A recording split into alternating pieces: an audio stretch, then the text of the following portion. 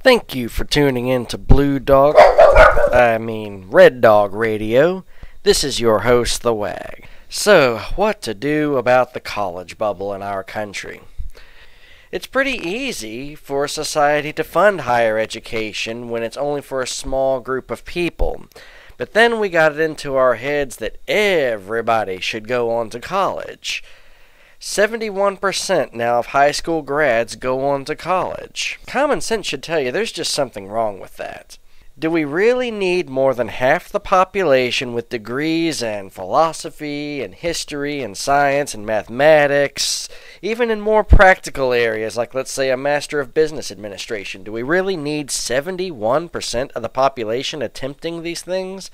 The problem with higher education is we've opened it up to the masses, but we still want the state to largely fund it, and we were for a while. People were getting these big degrees, and before you know it, there were so many degrees that who wanted to hire them? Everybody had a degree. It didn't make you special anymore.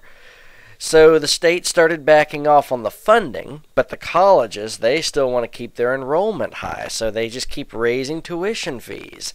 And we're still embedded with that propaganda that college will guarantee you a better future. I can tell you from personal experience, it will not. Ron Paul really does want to get at the root of the problem here, and I agree with his end goal. We really need to get the federal government just completely out of education and leave it up to the states. Now, as for the states, I would recommend getting back to the traditional role of higher education, maintaining the accumulated wisdom of the ages, passing on knowledge that really is only suitable for a small portion of the population. Everyone else, get your high school degree and get some real work experience. Most of you who are going to college, I respect your ambition, but you're probably too pragmatic for theoretical education. It's really not for most people. Now, as for the short term, Ron Paul has been critical of what Obama's trying to do. Obama's taking steps to try to ease up payments on federal student loans. This is a situation where I agree with Ron Paul's long-term goal, but I agree with Obama in the short term. The situation is what it is. A lot of people have been duped into borrowing large sums of money they cannot afford to pay back to get these degrees that really aren't going to get them very far in life. And they do need immediate relief. Capping payments at 10% of income is a good short-term goal. We're not letting them off the hook. They're still going to have to make payments. They're still going to have to pay off a good chunk of the loan.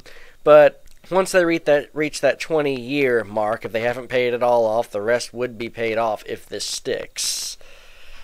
Currently, it's at 25 years, and Obama's executive order seeks to shorten it to 20 years. This is probably a step in the right direction. It'll provide some immediate relief. But I hope it doesn't just continue us on this path of trying to get everyone into college. Until we get to the root of the problem, it will not be solved. And the best thing we can do is go right back to our Constitution, right back to the 10th Amendment, and realize that this is just not the responsibility of the federal Congress. Nowhere in the Constitution is Congress given the right to regulate higher education, so it should be up to the states respectively or the people. Thank you very much for tuning in to Red Dog Radio. I hope you'll be kind enough to subscribe to my channel to hear more of what I have to say about the latest issues of the time. This is the Wag signing off.